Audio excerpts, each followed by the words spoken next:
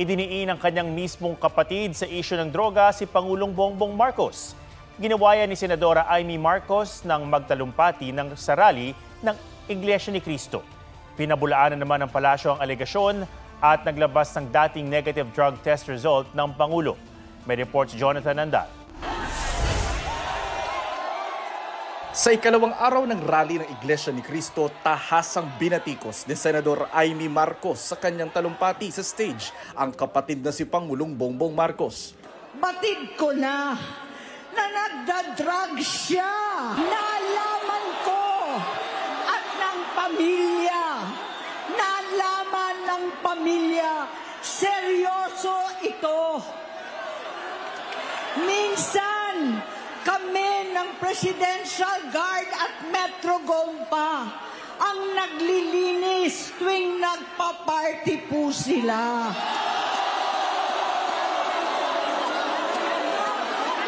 Namuhay kaming magkakapatid sa ibang bansa. Kami-kami lang. Kinumbinsi ko pa si Bongbong. Pakasalan mo na si Lisa. Naisip ko noon, kapag nag-asawa siya, malalagay na sa tahimik at magkakaroon ng direksyon. Ang laki ng pagkakamali ko. Mas lumala ang kanyang pagkalulong sa droga.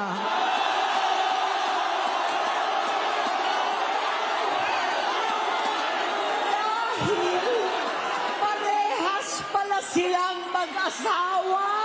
Noong 2016, kasabay ng kampanya ni dating Pangulong Duterte laban sa droga, lumabas ang pangalan ni Bongbong sa listahan. Nakasama siya sa listahan ng mga celebrities. Masinsinan kong kinausap si Pangulong Rodi. Halos manikluhod ako.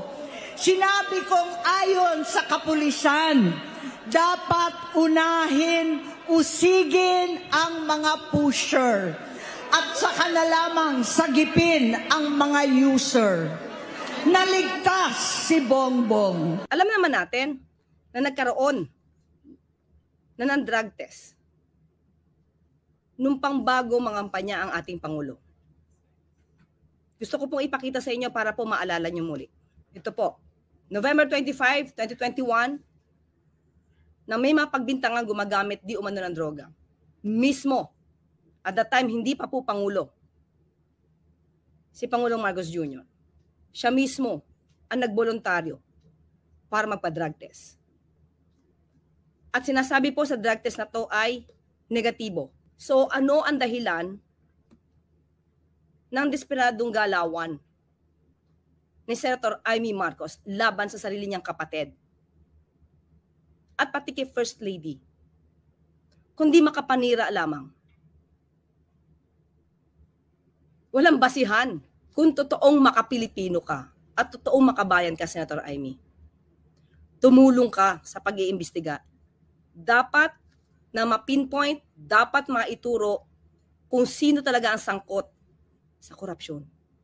Huwag mong sirain ang kapatid mo.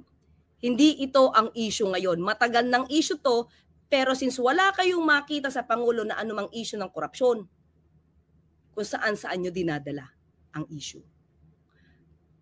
Nakakahiya, Senator Amy. Nakakahiya. Kaugnay naman ang sinabi kahapon ng Duterte supporters na nagtipon sa Plaza Salamanca na hindi sila pinayagang makisali sa INC rally dahil sa mga banner nilang BBM resign. Ayon kay INC spokesperson na si Ka Edwil Zabala, welcome sumali sa kanilang rally ang lahat basta hindi sila lilihis sa panawagang transparency, accountability at justice. Hindi tayo sang-ayon sa revolutionary government. Hindi tayo sang-ayon sa kudeta. Hindi tayo sang-ayon sa snap election. 3 araw dapat ang INC rally pero tinapos na ito ngayong ikalawang araw. Ayon kay Zabala, hindi na kinailangan ng 3 araw para maiparating ang mensahe nilang nananawagan para sa hustisya, accountability, transparency at kapayapaan. At ayon sa NCRPO, generally peaceful din ang ikalawang araw ng INC rally. Sa Day 2 naman ang protesta sa People Power Monument, bukod sa mga miyembro ng United People's Initiative ng mga retiradong sundalo, may mga dumalo ring politiko. Ipinakita sa kanilang programa ang mga video ni dating Congressman Zaldico na nagdidiin sa papel umano ni Pangulong Bongbong Marcos at dating House Speaker Martin Romualdez sa katiwalian sa flood control projects. Hindi raw bibigyang dignidad ng Pangulo ang mga alegasyon ni Ko, habang si Romualdez naniniwalang walang bigat sa korte ang mga sinabi ni Ko at malinis daw ang kanyang konsensya.